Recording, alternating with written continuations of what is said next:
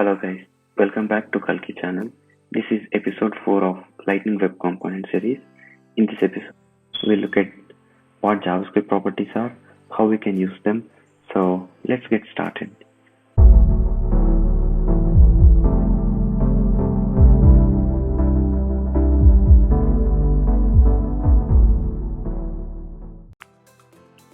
So the agenda of today's discussion is we'll look at the basics of components JavaScript file. We'll look at what the JavaScript properties are and then the different types. So we have private properties and then we have something called reactive properties. And under reactive properties, we have again private reactive properties and public reactive properties. So if you notice something here, like I highlighted letter T in the private to indicate that track is used for the private reactive properties, and I highlighted letter I indicating that API used for the public reactive properties. And then under public reactive properties, we also have something called Boolean properties, basically whose values are true or false.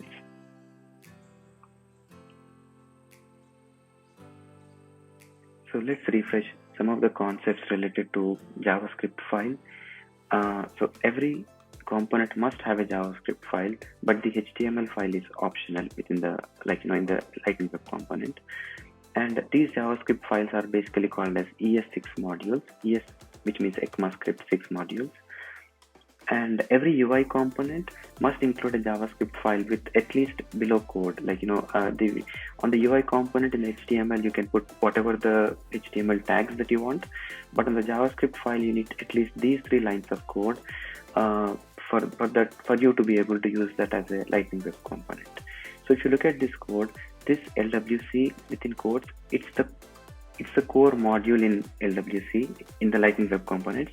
And to import a class, function, or a variable declared within a module, you need to use the import statement.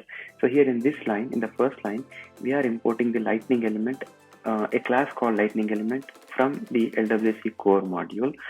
And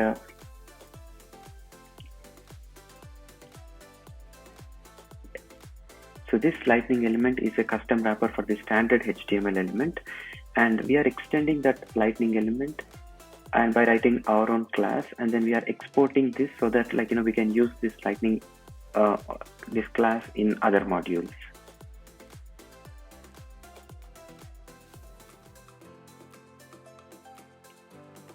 Now let's look at the JavaScript properties.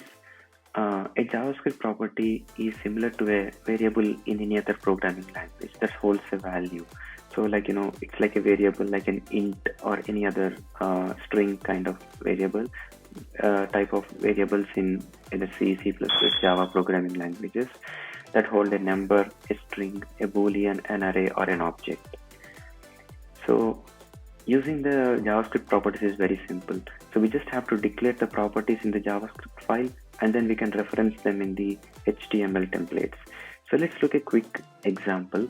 So let's continue with the example that we discussed in the previous episode, where we had a parent component and 2 child references in the parent component.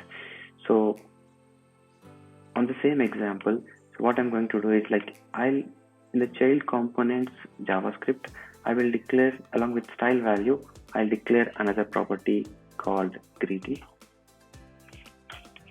and I will mention it as hello, or let me do it as hi because we already have hello. Now let me save this JavaScript file, and I will go to the child components HTML. So this hello I'll replace with the JavaScript property called greeting. Okay, now let me save this HTML file, and I will deploy these changes to the Salesforce org.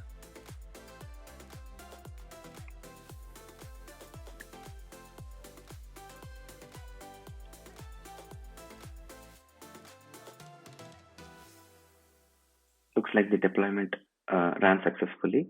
Now let me go and refresh the browser to see the output. So now you can see the hello is replaced with hi from child. So this hi is coming from the JavaScript property that we defined in the JavaScript file. So this greeting is the JavaScript property. Now let's go back to our slide. And so the JavaScript properties camel case names, they map to the kebab case HTML attributes. So what this means is that it's very simple. So if you look at the style value JavaScript property that we defined that we used in the previous episode.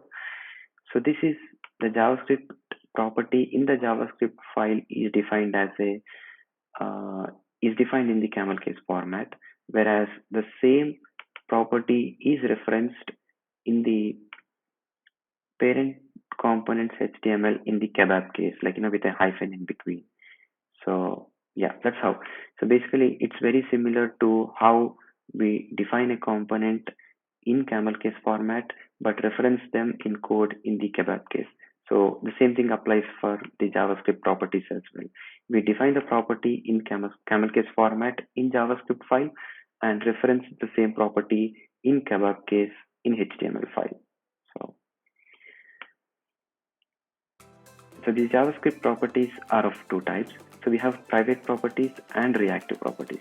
So the private properties are they can be used locally, that is within the same Lightning Web component.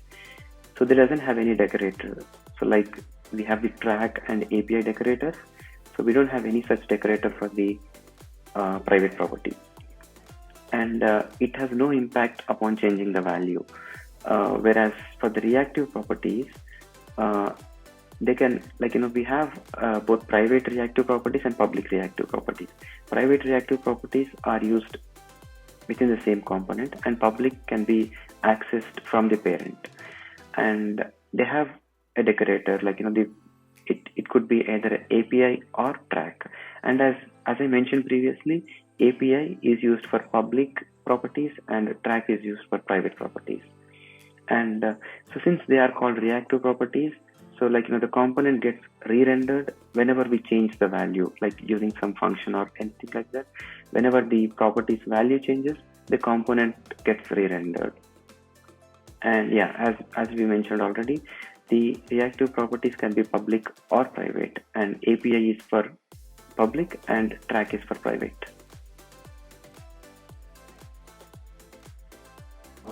Let's look at the public reactive properties.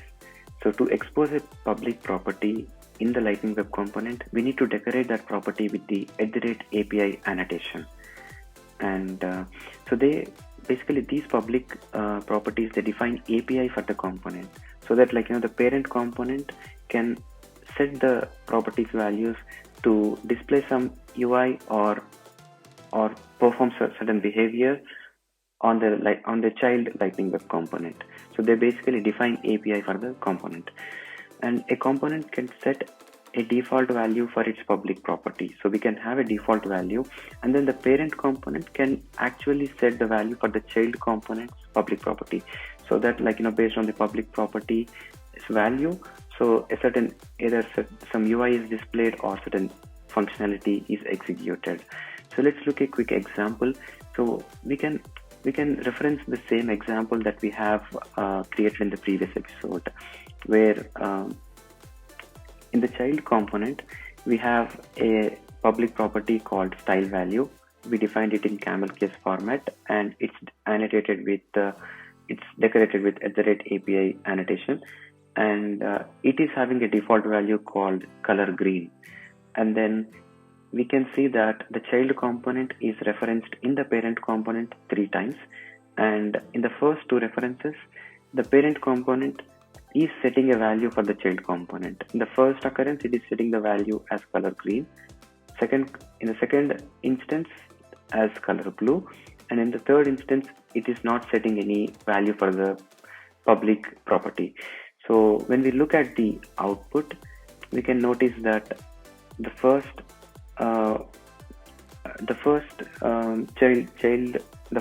child component's reference is displayed in red because of the value we are setting from the parent. Similarly, blue. And then for the third instance, we did not set any value, and it is taking the default public property value that we have here, color green.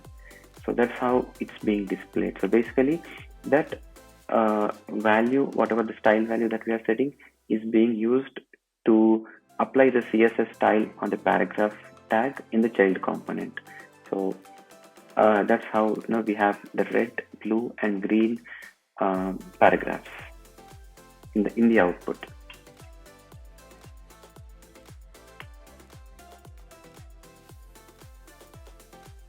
Now let's look at the private reactive properties.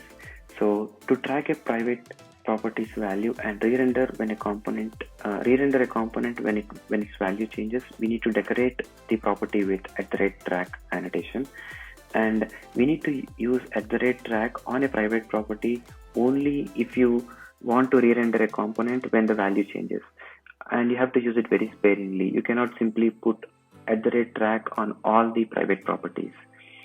So you have to use the @track only if you want to re-render the component and when you want to track those changes. Now let's look at the demo on the private reactive properties. So let me switch back to VS Code, and in the child component, so we already have style value greeting. Let me create one more private property called sender,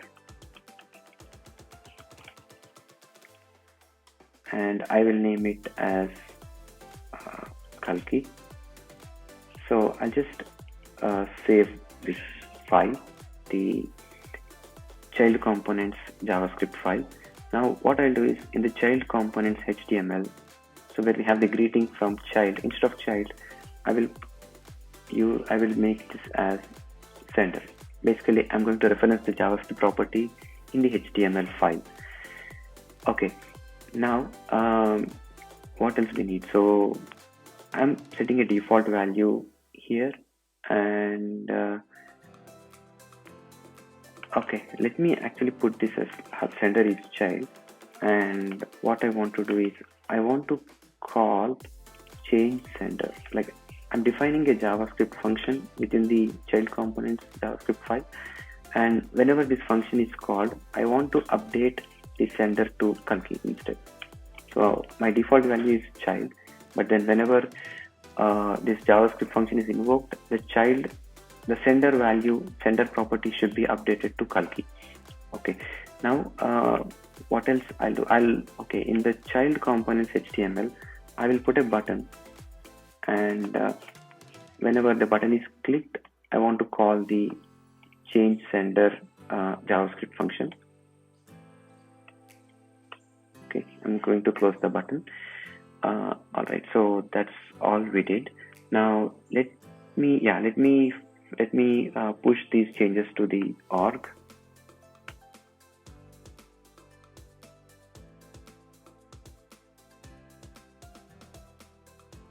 So the changes are being pushed to the org.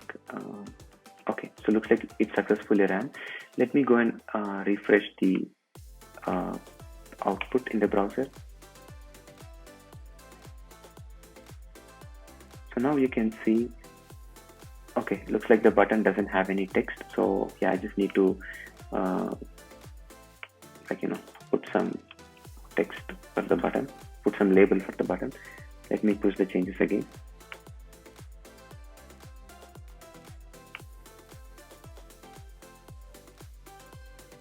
Okay, it successfully ran. Now let me go and refresh the page.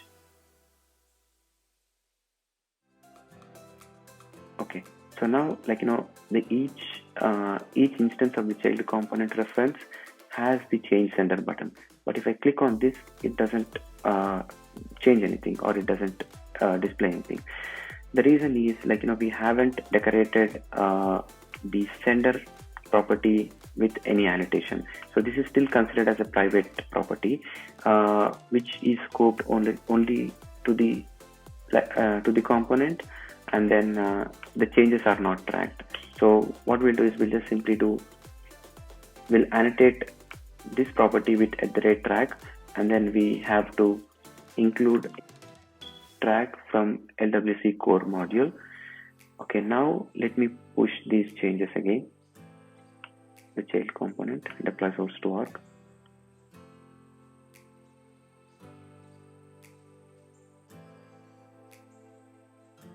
Okay, looks like the changes are pushed successfully to the org. Now let me go back to the browser and refresh the page again. Now let me click the change sender button.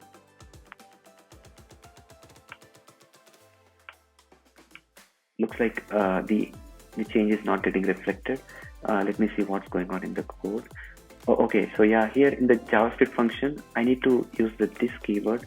I need to use this dot sender to make to basically update the private properties value. So I was missing that. Let me try to push the changes again.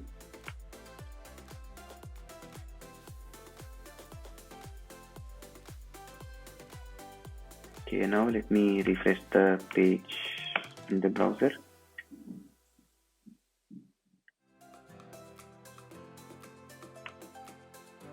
Okay, now you can see that, like, the child is getting updated to Kalki whenever I click the button. So what's happening behind the scenes is that when I click the button, the private reactive property value is getting changed, and as the value is getting changed, this particular component is getting re-rendered. So, and if I click on this component also, like, it gets re-rendered. The new sender value will be displayed on the UI. Okay, having discussed the private reactive properties, now let's discuss about the Boolean properties. So Boolean properties are basically a special type of public reactive properties. So, like, if we look at any HTML code, if you look at the input type text tag, where we have the required attribute, so we don't pass any value to this attribute. Like, we pass a value for type attribute, for ID and name, but we don't pass any value to required. So basically these are called as Boolean properties. So the presence of the attribute means the value is true, the absence is value is false. So yeah, like, the Boolean properties on standard HTML are set to true by adding the attribute to the element, and the absence means the value is false. And Lightning Web Component follows the same principle for Boolean properties like that of HTML.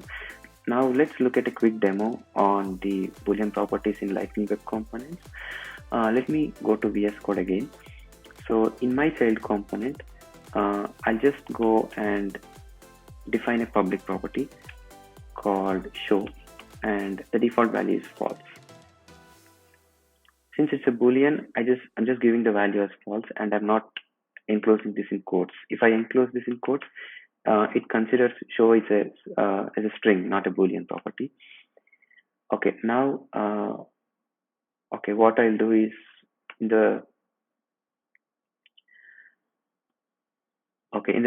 child components HTML, right after the button, I will display one more paragraph, and in the paragraph I will display the value of show. Okay, now let me go to the parent components HTML. So now that in the child component we have defined a public reactive property called show, we can access it in the parents HTML. So what I'll do is, in the first two, I'll not include in the first two instances I will not include the show attribute, but in the third instance I will include the show attribute. Okay, now I'll go and push these changes to the org.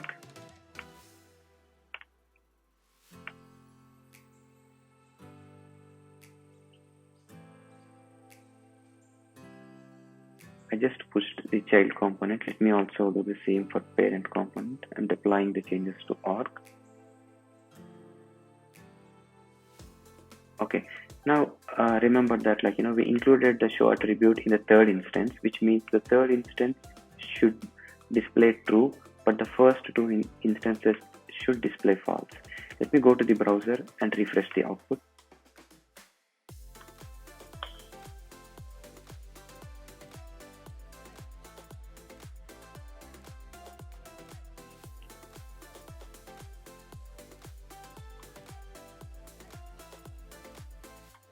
Now you can see that the first two instances of the child components are displaying the show as false, but the third instance is displaying the show as true. That is because we included the show attribute in the third instance of the child component here.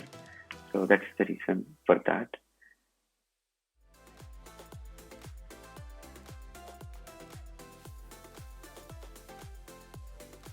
Now let's quickly summarize what we have discussed so far in this episode. So we looked at the JavaScript properties. Basically a JavaScript property is like any variable that holds a value. And then we discussed about private properties, which are scoped only to the component.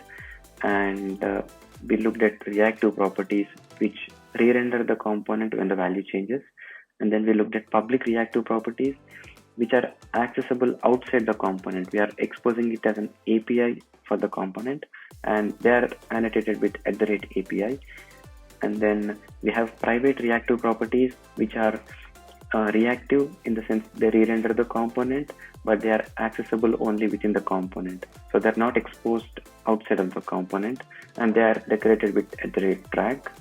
And then we have Boolean properties, which is like a special case in public reactive properties. And including the Boolean property on HTML means we are setting the value as true, excluding means false. Thank you for watching this episode. In the next episode, we'll look at HTML directives. And so far, in episode 1, we discussed about the introduction to Lightning Web Components. In episode 2, we discussed about setting up Lightning Web Components. In episode 3, we discussed about creating your first Lightning Web component. And in this episode, in the 4th episode, we discussed about JavaScript properties. So going forward in the next episode, we'll continue the discussion with HTML directives like if, else, and for loops. If you like this content, please hit the like button and please subscribe to the channel if you haven't already for receiving more updates on the Salesforce videos. Thank you for watching once again. See you soon.